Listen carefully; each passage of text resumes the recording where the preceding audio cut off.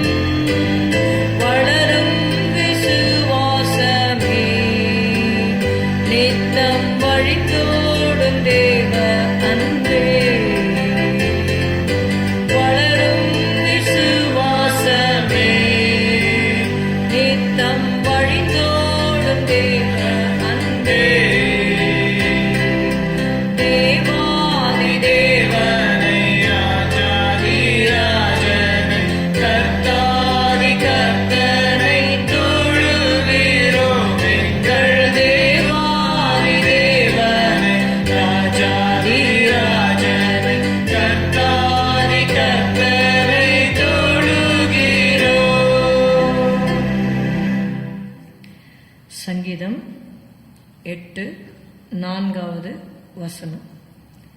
மனுஷனை நீர் நினைக்கிறதற்கும் மனுஷகுமாரனை நீர் விசாரிக்கிறதற்கும் அவன் எம்மாத்திரம் என்கிறேன். Psalm 8:4. What is man that thou art mindful of him, and the son of man that thou visitest him? What is man that thou art mindful of him, and the son of man that thou visitest him? ஒன்று இதே வசனத்தை நம்ம எபிரேயர் 2:6 நீங்கள் பார்க்கலாம். 1 நாளாகமம் 17:16 கூட நம்ம வாசிக்கும் பொழுது தாவீது ராஜாவை குறித்து இந்த இடத்துல சொல்லப்பட்டிருக்கிறது. அப்பொழுது தாவீது ராஜா உட்பிரவேசித்து கர்த்தருடைய சமூகத்தில் இருந்து, தேவனாகிய கர்த்தாவே, தேவரீர் என்னை இதுவரைக்கும் கொண்டு வந்ததற்கு நான் எம்மாத்திரம், என் வீடும் எம்மாத்திரம். And David the king came and sat before the Lord and said, Who am I, O Lord God, and what is mine house, that thou hast brought me hitherto? ஆமென். நம்முடைய வாழ்க்கையிலே நாம் ஒன்றை நன்றாக அறிந்து கொள்ள வேண்டும். நாம் மண்ணான மனிதர்கள். மண்ணிலிருந்து தேவன் நம்மை எடுத்து உருவாக்கி அவருடைய ஜீவ சுவாசத்தை நமக்குள்ளே ஊதினார். மனுஷன் ஜீவாத்மாவானான். Man became a living soul because of the breath of God in us. Those who don't have the breath of God, those who don't have the Holy Spirit, they are just men and they will die and they cannot go to be with the Lord forever and ever. அவர்களுக்குள்ளே நித்திய ஜீவன் இராதபடியினாலே, தேவனுடைய சுவாசம் அவருடைய ஆவி இல்லாதபடியினாலே அவர்கள் ஜீவ ஆத்மாவாக இருக்க மாட்டார்கள். அவருடைய ஆத்மா மரித்ததா இருக்கும்.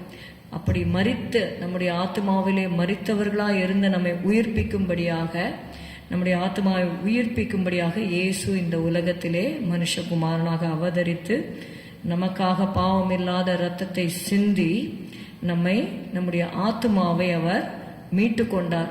அதனால்தான் சங்கீதத்தில் எழுதப்பட்டிருக்கிறது, மனுஷனை நீர் நினைக்கிறதற்கும் மனுஷகுமாரனை நீர் விசாரிக்கிறதற்கும் அவன் எம்மாத்திரம். நம்மளை ஆண்டவர் அப்படியே விட்டிருப்பார். ஆனால் தன்னுடைய சொந்த குமாரனாகி இயேசுவை மாத்திரம் இந்த உலகத்திலே அனுப்பாதிருந்தால் eternity will be hell. But God is so gracious. God thought of us.